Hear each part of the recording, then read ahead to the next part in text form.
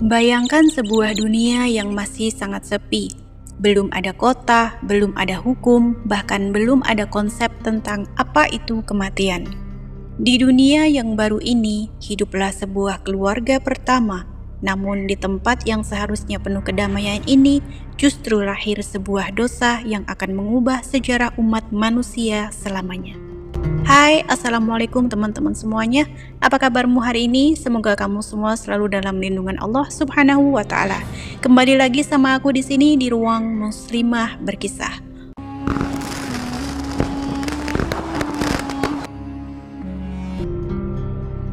Hari ini kita akan masuk ke dalam mesin waktu, mundur ke ribuan tahun yang lalu untuk menyaksikan sebuah tragedi memilukan. Kisah tentang kecemburuan yang berujung pada tumpahnya darah manusia pertama di muka bumi. Kisah tentang Qabil dan Habil, dua anak Nabi Adam. Bagaimana mungkin dua saudara yang tumbuh bersama bisa saling membunuh? Mari kita bedah kisahnya. Ketika Nabi Adam dan Hawa pertama kali menginjak bumi, dunia ini tidak menyambut mereka dengan kemudahan. Bayangkan lompatan realitas yang harus mereka hadapi. Di surga, segala sesuatu tersedia hanya dengan lintasan pikiran.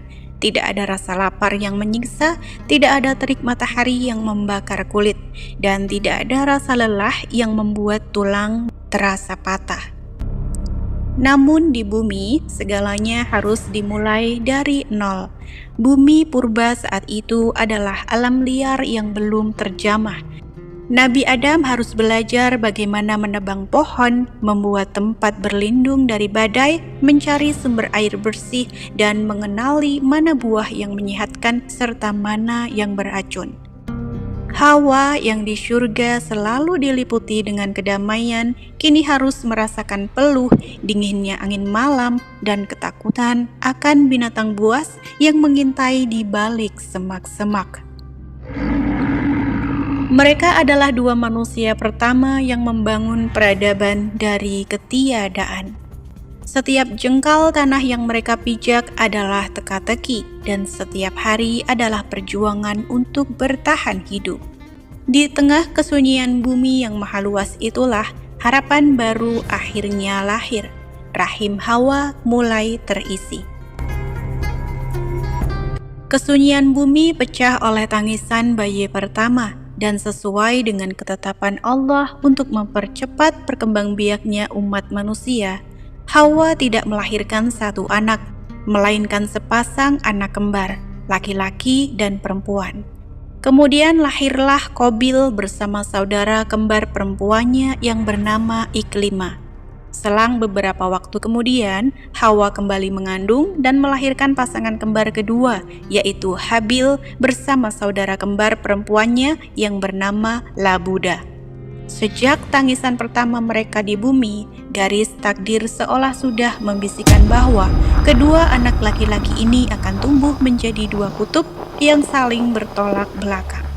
Adam dan Hawa membesarkan mereka dengan penuh kasih sayang, mengajarkan nilai-nilai ketauhidan dan mengenalkan mereka pada hukum-hukum alam. Namun, seiring tumbuhnya tubuh mereka menjadi remaja dan dewasa, perbedaan karakter di antara Qabil dan Habil mulai terlihat dengan sangat jelas.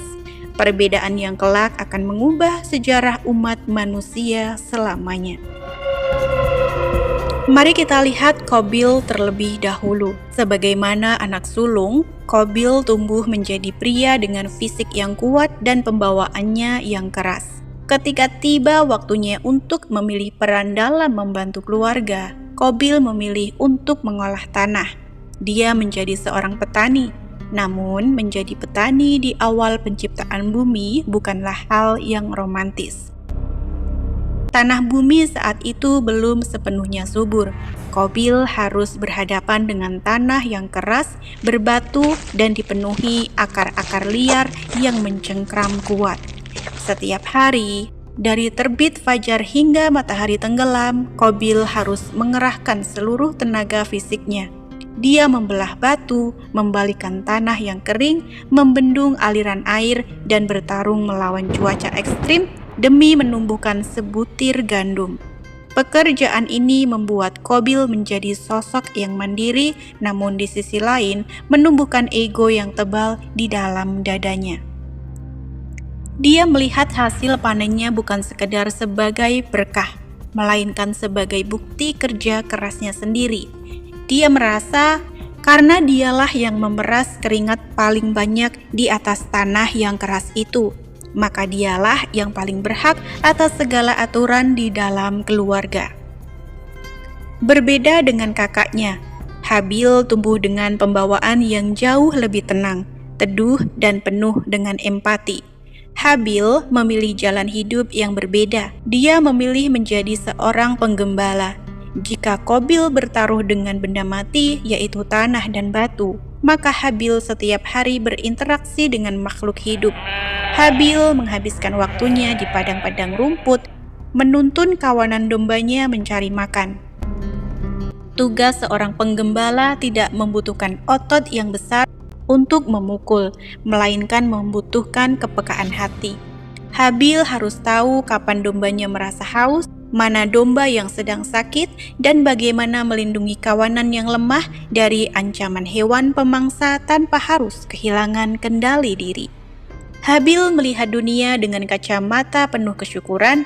Baginya, setiap anak domba yang lahir, setiap helai bulu yang tumbuh, dan setiap tetes susu yang dihasilkan adalah murni pemberian dan kasih sayang dari Sang Pencipta.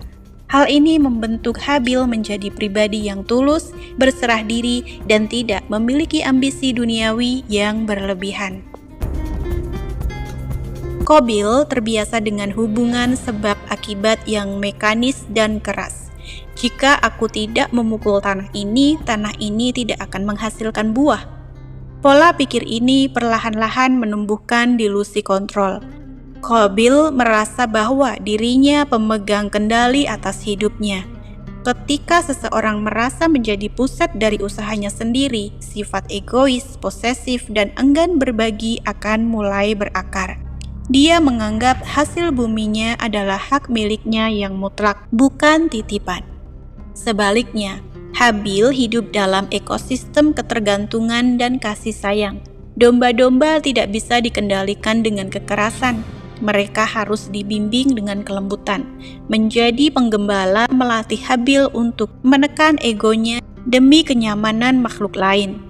Dia belajar membaca tanda-tanda alam dan memahami bahwa ada kekuatan yang lebih besar yang menjaga kehidupan ini. Hal ini menumbuhkan sifat altruisme, keinginan tulus untuk memberi dan berkorban tanpa mengharapkan pamrih. Inilah bom waktu yang sedang berdetak di bumi yang baru. Dua pemuda yang tinggal di bawah atap yang sama, menyembah Tuhan yang sama, namun memiliki dunia psikologis yang 180 derajat berbeda. Qabil yang keras dan penuh rasa kepemilikan bersaing dengan Habil yang lembut dan penuh dengan ketulusan. Dan bom waktu ini akan segera meledak ketika sebuah perintah besar turun dari langit. Hari berganti hari, tahun berganti tahun, hingga kedua pasang anak manusia ini tumbuh dewasa. Tubuh mereka telah matang dan naluri fitrah manusiawi untuk berpasangan mulai muncul. Namun di bumi yang masih sepi ini, kepada siapa mereka akan dinikahkan? Tentu tidak boleh ada pernikahan antara saudara sekandung yang lahir dari rahim yang sama di waktu yang sama. Maka Allah menurunkan syariat pertamanya tentang pernikahan, sistem silang. Qabil, sang anak sulung, diperintahkan untuk menikah dengan Labuda, adik perempuan yang lahir bersama Habil. Sementara Habil diperintahkan untuk menikah dengan Iklimah, kakak perempuan yang lahir bersama Qabil. Secara logika keimanan, ini adalah ujian ketaatan yang sederhana. Namun secara psikologis manusia, disinilah badai itu bermula. Iklimah, saudara kembar Qabil, dianugerahi paras yang sangat cantik, anggun, dan memikat mata. Sedangkan Labuda memiliki wajah yang biasa saja. Ketika keputusan ini disampaikan oleh Nabi Adam, Dada Qabil bergejolak, ego dan nafsu pertamanya berontak. Dia merasa tidak adil. Qabil berkata dalam hatinya, "Aku adalah anak sulung. Aku yang bekerja paling keras di tanah ini, dan Iklimah adalah kembaranku sendiri. Mengapa dia harus diberikan kepada Habil yang hanya seorang penggembala? Aku lebih berhak atas Iklimah daripada dia." Nabi Adam melihat percikan ketidakpuasan di mata anak sulungnya, mencoba menenangkan. Beliau menegaskan bahwa ini bukanlah keputusan pribadinya, melainkan wahyu murni dari Sang Pencipta. Namun, hati Qabil yang keras telah menutup telinganya dari kebenaran.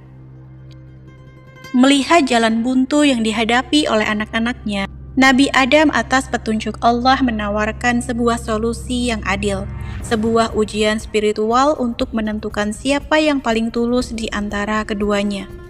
Bawa persembahan terbaik dari hasil usaha kalian ke atas bukit itu, perintah Nabi Adam. Kurban siapapun yang diterima oleh Allah, dialah yang berhak menikahi Iklimah.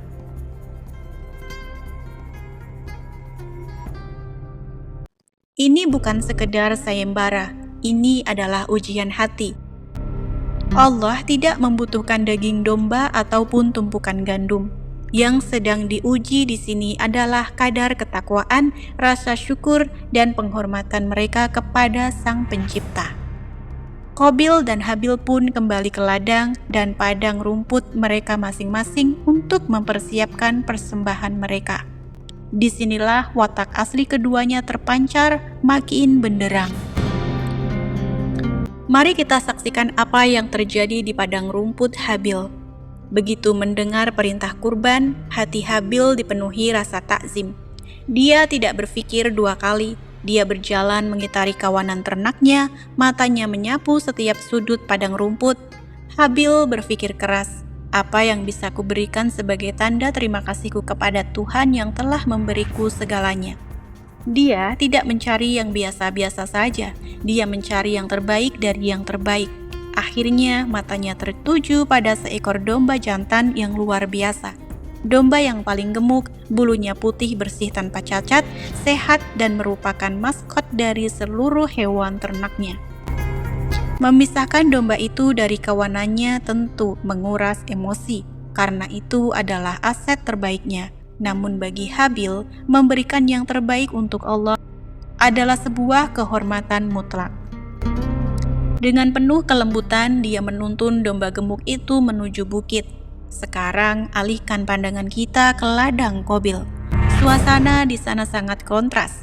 Qabil berjalan di antara tumpukan hasil panennya dengan wajah masam dan langkah yang berat. Mulutnya tidak berhenti menggerutu. Mengapa aku harus membuang-buang hasil jerih payahku hanya untuk urusan ini? Pikirnya dengan penuh kedengkian. Alih-alih memilih gandum yang kuning keemasan atau buah-buahan yang segar, tangan Qabil justru memilih hal yang sebaliknya. Dia mengambil seikat gandum yang sudah layu, kering, dan digerogoti hama. Dia mengumpulkan buah-buahan yang sudah mulai membusuk, yang bahkan dirinya sendiri pun enggan untuk memakannya. Hasil panen yang bagus dan segar dia sisakan dan sembunyikan untuk keuntungan dirinya sendiri. Dengan hati yang dipenuhi rasa keterpaksaan dan kemarahan, Qabil menyeret langkahnya naik ke atas bukit, membawa sekeranjang persembahan yang buruk. Hari penentuan pun tiba. Di atas altar batu di puncak bukit yang sunyi, kedua persembahan itu diletakkan bersandingan. Kontrasnya begitu nyata, keindahan dan ketulusan bersanding dengan keburukan dan keegoisan. Qabil berdiri dengan menyilangkan dada, wajahnya angkuh, yakin bahwa sebagai anak sulung yang kuat, dia tidak akan mungkin dikalahkan. Sementara Habil berdiri di sampingnya dengan kepala tertunduk, tangannya tertangkup, hatinya berdegup kencang dalam doa dan kepasrahan yang mendalam. Tiba-tiba alam menjadi sunyi senyap. Angin berhenti berhembus, langit di atas mereka perlahan memekat, awan berputar membentuk pusaran, dan dari balik kegelapan awan itu muncul seberkas cahaya berkilauan. Itu adalah api putih yang suci, lidah api dari langit yang turun dengan kecepatan tinggi membela atmosfer. Lidah api itu meluncur jatuh, tepat mengarah ke altar batu, dan api itu melahap habis domba jantan putih milik Habil. Dalam sekejap, persembahan Habil sirna, terbakar habis sebagai tanda yang tak terbantahkan bahwa kurbannya telah diterima dengan ridho di sisi Allah. Sementara itu, bagaimana dengan persembahan Qabil? Api langit itu sama sekali tidak menyentuhnya. Sekeranjang gandum busuk dan buah rusak milik Qabil dibiarkan utuh, tergeletak dingin, tak tersentuh sedikit pun. Langit kembali cerah, menyisakan keheningan yang mencekam di atas bukit. Disinilah ego Qabil hancur berantakan. Rasa malu yang teramat sangat bercampur dengan amarah yang membakar dada. Bayangkan hantaman psikologis yang dia rasakan saat itu, di hadapan ayahnya, di hadapan saudara-saudaranya, dan di hadapan semesta. Dia ditolak secara terang-terangan oleh Tuhan. Mengapa dia yang ditolak? Bukankah dia anak sulung? Bukankah dia yang merasa paling berhak atas segalanya di bumi ini? Alih-alih mengevaluasi dirinya, alih-alih menyadari bahwa ketidaktulusan dan gandum busuknya lah yang membuatnya ditolak, mata Qabil justru menatap Habil dengan pandangan penuh kebencian yang mematikan. Qabil tidak menyalahkan egonya, dia menyalahkan adiknya. Rasa iri yang selama ini tersembunyi di lubuk hatinya kini menjelma menjadi monster yang siap menerkam. Dan di titik inilah bisikan kegelapan mulai menuntun tangan Qabil untuk melakukan sesuatu yang belum pernah terjadi sebelumnya dalam sejarah alam semesta. Sepulang dari Bukit Kurban, atmosfer di dalam keluarga Adam berubah drastis. Kehangatan yang biasanya menyelimuti gubuk mereka kini tergantikan oleh hawa dingin yang mencekam. Nabi Adam saat itu sudah tidak berada di antara mereka. Beliau sudah melakukan perjalanan jauh atas perintah Allah. Di momen kekosongan kepemimpinan inilah setan melihat celah terbesar untuk menghancurkan peradaban manusia yang baru seumur jagung. Qabil tidak bisa tidur. Setiap kali dia memejamkan mata, bayangan api langit yang melahap kurban Habil kembali muncul, membakar harga dirinya. Rasa malu berubah menjadi dendam kesumat.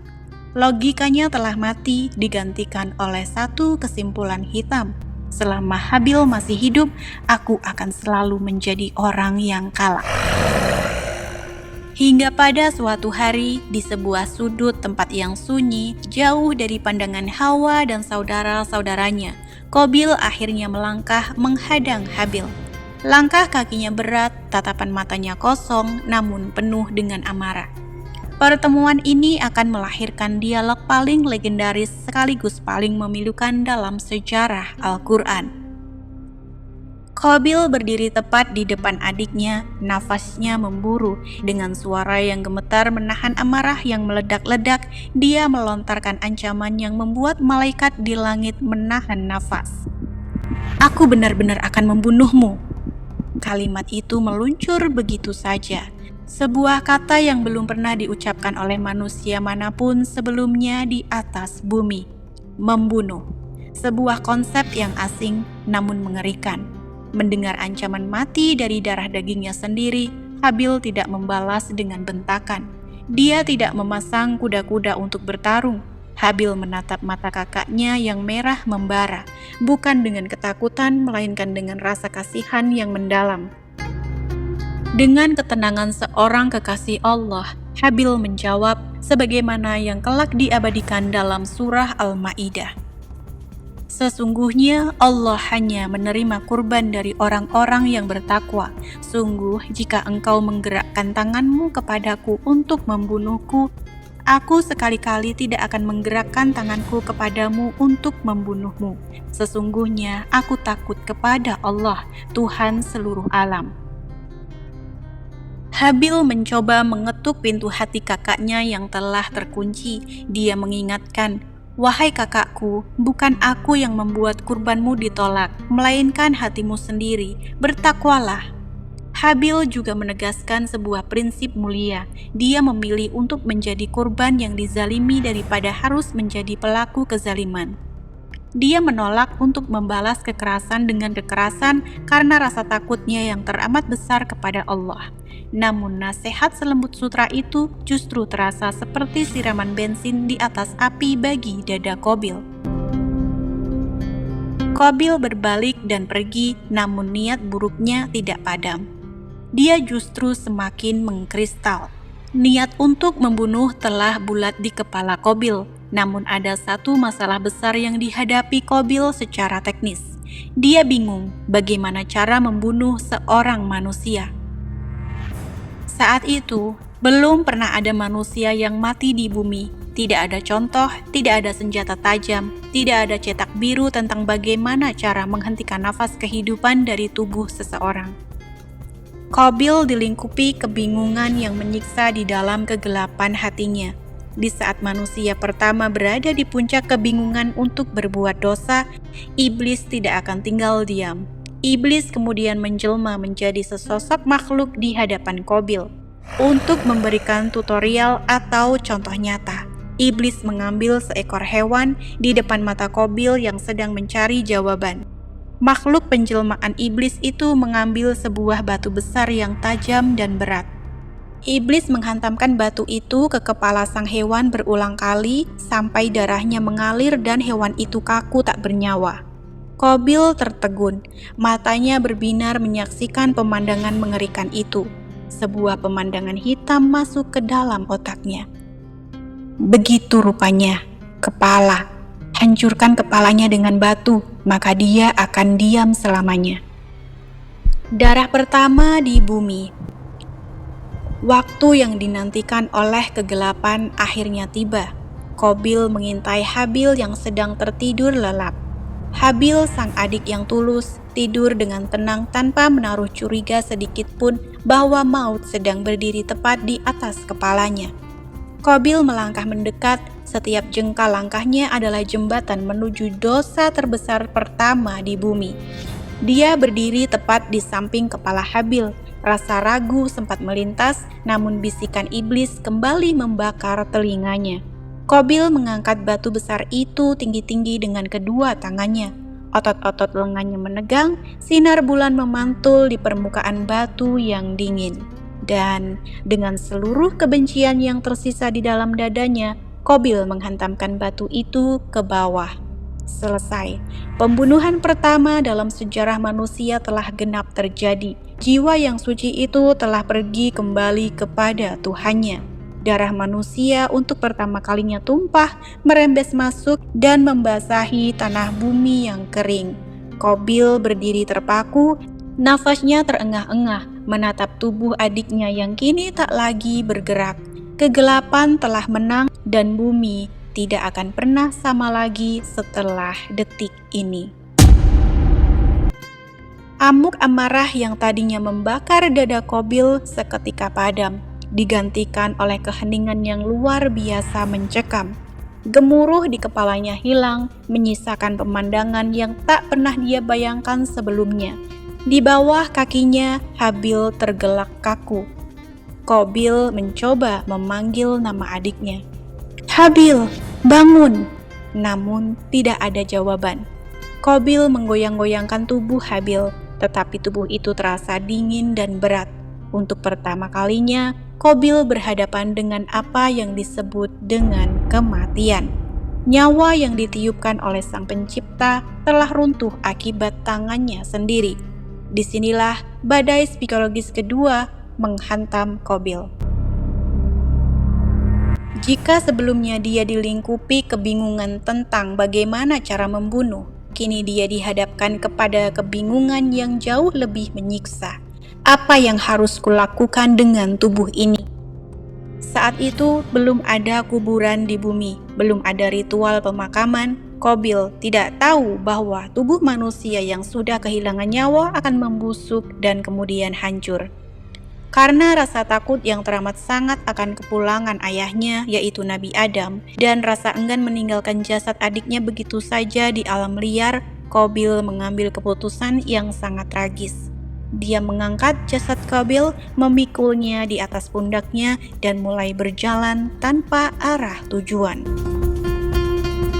Hari berganti hari, bahkan dalam beberapa riwayat disebutkan hal ini berlangsung hingga berbulan-bulan. Qabil berjalan bagaimana raga tanpa jiwa, menggendong mayat saudaranya sendiri melintasi bumi yang sepi. Dia mendaki gunung, menuruni lembah, dan bersembunyi di dalam gua-gua gelap. Dia terus berlari dari kenyataan, namun kenyataan itu terus menempel erat di punggungnya. Bayangkan betapa mengerikannya siksaan mental yang dialami Qabil saat itu. Seiring berjalannya waktu, hukum alam mulai bekerja pada jasad Habil. Kulit yang tadinya bersih perlahan memucat, membiru, dan mulai membusuk. Bau menyengat bangkai manusia untuk pertama kalinya menyeruak di udara bumi, terhirup langsung oleh hidung sang pembunuh di setiap helaan nafasnya. Bau membusuk itu mengundang kawanan burung pemakan bangkai dan binatang buas. Di atas langit, burung-burung kering dan gagak mulai berputar-putar, bersuara nyaring, mengintai jasad yang digendong oleh Qabil. Setiap kali Qabil duduk beristirahat, binatang-binatang itu semakin mendekat, siap mencabik jasad adiknya. Qabil harus terus terjaga, berteriak mengusir hewan-hewan itu dengan sisa-sisa tenaganya yang kian habis. Di titik inilah keangkuhan Qabil runtuh sepenuhnya. Tidak ada lagi sosok petani perkasa yang sombong, yang tersisa hanyalah seorang manusia yang hancur, dekil, kelelahan, dan dilingkupi keputusasaan yang teramat dalam. Dia menyadari satu hal yang menyakitkan, dia telah menjadi makhluk paling bodoh, paling tidak berdaya, dan paling malang di atas muka bumi. Melihat hambanya yang telah mencapai titik nadir keputusasaan dan kebodohan, Allah Subhanahu wa Ta'ala tidak membiarkannya begitu saja. Allah mengirimkan sebuah pelajaran visual dari alam, sebuah intervensi langit yang dikemas melalui makhluknya yang paling sederhana. Tiba-tiba di depan mata Qabil yang layu mendarat 2 ekor burung gagak hitam. Kedua burung itu tidak datang untuk memakan jasad Habil, melainkan mulai bertarung dengan sengit. Mereka saling mematuk, mencakar, dan mengepakkan sayap dengan agresif di atas tanah. Qabil terpaku menyaksikan pertarungan itu. Pertarungan berakhir ketika salah satu gagak jatuh tersungkur dan kemudian mati. Gagak yang menang tidak lantas pergi atau memakan lawannya. Dengan gerakan yang teratur, gagak yang hidup itu mulai mengorek-ngorek tanah kering menggunakan paruh dan cakarnya. Dia menggali sebidang lubang yang cukup untuk ukuran tubuh temannya yang telah mati. Setelah lubang itu siap, gagak tersebut mendorong jasad temannya ke dalam lubang, lalu kembali mengais tanah untuk menimbunnya, sehingga jasad itu tertutup rapi dan tidak terlihat lagi dari permukaan. Setelah tugasnya selesai, burung gagak itu mengepakkan sayapnya dan kemudian terbang tinggi, meninggalkan seonggok tanah kuburan pertama di bumi. Menyaksikan pemandangan itu, dada Qabil seperti dihantam oleh godam yang sangat besar. Kesadaran datang terlambat, meremukkan sisa-sisa harga dirinya yang tersisa. Air matanya yang tertahan selama berhari-hari akhirnya pecah, mengalir deras membasahi wajahnya yang kotor. Qabil berteriak dalam tangisnya yang memilukan, sebuah rintihan penyesalan yang diabadikan dalam kitab suci. Celaka aku, mengapa aku tidak mampu berbuat seperti burung gagak ini, sehingga aku dapat menguburkan mayat saudaraku ini. Dia meratapi kebodohannya sendiri. Ya Tuhan, aku adalah manusia, makhluk yang Engkau beri akal dan kekuatan fisik yang besar. Namun hari ini, aku bahkan lebih bodoh dan lebih rendah daripada seekor burung gagak yang kecil. Dengan tangan yang gemetar dan diselimuti rasa bersalah yang membakar jiwa, Qabil mulai mengikuti apa yang dilakukan burung gagak tersebut. Dia menggali tanah bumi dengan jemarinya sendiri. Setiap kisaran tanah yang dia gali adalah saksi dari penyesalan yang tidak akan pernah bisa menghapus dosanya. Dia membaringkan Habil, adik yang pernah menyayanginya, ke dalam perut bumi. Qabil menimbunnya dengan tanah, mengakhiri perjalanan panjang jasad yang sempat terluntur-luntur itu. Habil telah damai di dalam bumi, namun bagi Qabil, penyesalan dan rasa bersalah itu akan terus membakar jiwanya, mengikutinya bagai bayangan hitam yang tak pernah hilang, hingga akhir hayatnya di dunia. Ketika gundukan tanah pertama itu selesai ditimbun oleh Qabil, sejarah umat manusia telah bergeser ke arah yang sepenuhnya baru. Bumi yang awalnya murni, kini telah ternoda oleh bau anyir darah kezaliman. Peristiwa di kaki bukit itu bukan sekedar pertengkaran keluarga biasa yang selesai begitu saja setelah jasad dikuburkan. Peristiwa itu adalah sebuah cetak biru, sebuah blueprint dari seluruh rantai konflik dan kekerasan yang akan melanda peradaban manusia selama ribuan tahun ke depan. Qabil dengan ambisinya telah membuka sebuah kotak Pandora yang mengerikan. Dia adalah manusia pertama yang memahat konsep menyingkirkan sesama di atas bumi. Sejak saat itu, ego manusia tahu bahwa ada opsi lain untuk menyelesaikan masalah ketika keinginan mereka tidak terpenuhi, yaitu dengan melenyapkan nyawa orang lain. Setiap kali kamu membaca berita tentang peperangan hari ini, setiap kali kamu melihat genosida, pembunuhan berencana, atau kekerasan di sudut-sudut kota modern, ketahuilah bahwa benih dari semua kekacauan global itu bersumber dari titik yang sama, yaitu titik di mana Qabil mengangkat batunya tinggi-tinggi. Dalam dimensi spiritual, tindakan Qabil membawa konsekuensi yang teramat mengerikan. Ada sebuah hukum sebab akibat spiritual yang berlalu di alam semesta ini. Siapapun yang memulai sebuah tradisi buruk, maka dia akan menanggung beban dari orang-orang yang mengikutinya. Nabi Muhammad SAW dalam sebuah hadis sahih yang legendaris pernah memperingatkan umatnya tentang posisi Qabil dalam garis sejarah dosa. Beliau bersabda, "Tidak ada satu jiwa pun yang terbunuh secara zalim, melainkan anak Adam yang pertama yaitu Qabil akan mendapatkan bagian dari dosa penumpahan darah tersebut, karena dialah orang pertama yang memberi contoh atau sunnah kebiasaan pembunuhan." Hadis riwayah Bukhari dan Muslim. Mari kita renungkan kalimat ini baik-baik. Bayangkan sebuah beban spiritual yang harus dipikul oleh Qabil di alam barzah sana. Sudah ribuan tahun berlalu sejak kematiannya, dan entah sudah berapa miliar liter darah manusia yang tumpah secara zalim di atas bumi ini akibat perang, keserakahan, dan dendam. Dan setiap kali sebutir peluru menembus dada manusia, setiap kali sebilah pisau merenggut nyawa secara zalim, notifikasi dosa itu mengalir terus tanpa putus kepada Qabil. Mengapa? Karena dialah sang pionir. Dialah yang pertama kali mengajarkan kepada dunia bagaimana cara menghentikan detak jantung saudaranya sendiri. Sangat mudah bagi kita untuk menunjuk wajah Qabil dan mengutuk kebodohannya. Sangat mudah bagi kita untuk berdiri di pihak Habil yang suci dan merasa diri kita berada di barisan yang sama dengannya. Namun, mari kita jujur pada diri kita sendiri. Mari kita matikan layar gadget kita sejenak, menatap cermin, dan kemudian masuk ke dalam ruang psikologis kita yang paling dalam. Apakah sifat Qabil benar-benar sudah musnah dari muka bumi? Jawabannya adalah tidak. Sifat Qabil tidak ikut terkubur bersama jasadnya. Sifat itu hidup, bermutasi, dan mengalir di dalam darah setiap anak cucunya, termasuk kita. Di era modern yang serba digital ini, pembunuhan tidak lagi melulu soal batu yang dihantamkan ke kepala atau pisau yang ditusukkan ke dada. Kita menyaksikan mutasi sifat Qabil dalam bentuk yang lebih halus, namun tak kalah mematikan.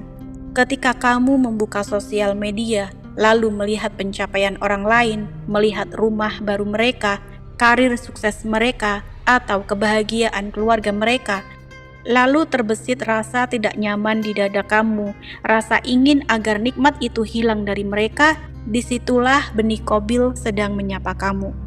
Itu adalah hasad, iri, dengki yang murni. Ketika terjadi pertikaian antara saudara kandung di dalam sebuah keluarga hanya karena berebut beberapa jengkal tanah warisan, ketika kakak dan adik tidak lagi saling bertegur sapa selama bertahun-tahun karena merasa aku yang paling berhak atas harta ini, bukankah itu adalah gema suara Qabil yang menuntut Iklimah di masa lalu? Dalam persaingan bisnis yang kotor, ketika seseorang menghalalkan segala cara untuk menjatuhkan reputasi rekannya, menfitnahnya di depan atasan, atau menghancurkan usahanya agar dirinya sendiri menjadi yang nomor satu, mereka sedang memperagakan kembali tutorial yang diajarkan oleh iblis di dalam hutan purba dahulu. Sifat Qabil adalah sifat yang menolak takdir, sifat yang merasa selalu lebih layak daripada orang lain, dan sifat yang tega mengorbankan ikatan persaudaraan demi memuaskan ego pribadinya. Monster itu ada di dalam diri kita masing-masing. Dia sedang tidur, menunggu momen di mana kita lengah untuk mengambil alih kendali atas tindakan kita. Kisah Habil dan Qabil bukanlah cerita masa lalu yang usang. Dia adalah cermin. Setiap kali kita merasa iri atas pencapaian orang lain, setiap kali kita merasa lebih layak daripada saudara kita, benih Qabil sedang tumbuh di hati kita. Pilihannya ada di tangan kita, menjadi seperti Habil yang mengutamakan cinta, kelembutan, dan ketakwaan yang tulus kepada Allah, meskipun harus mengorbankan ego dunianya, atau menjadi seperti Qabil yang hancur oleh egonya sendiri, membiarkan kebencian memimpin jalannya dan berakhir dalam penyesalan abadi yang tidak berujung. Bumi ini terlalu sempit jika diisi oleh ego-ego penakluk yang serakah, namun bumi ini akan selalu cukup luas bagi jiwa-jiwa yang tahu cara berserah diri dan mengasihi. Terima kasih telah menonton hingga menit terakhir. Tulis pendapatmu di kolom komentar, share video ini jika bermanfaat, dan sampai jumpa di kisah peradaban selanjutnya. Tetap istiqomah dalam ketaatan kepada Allah, stay soleh dan soleha, stay happy. Subhanakallahumma wa bihamdika, asyhadu an la ilaha illa anta, astaghfiruka wa atubu ilaik. Wassalamualaikum warahmatullahi wabarakatuh.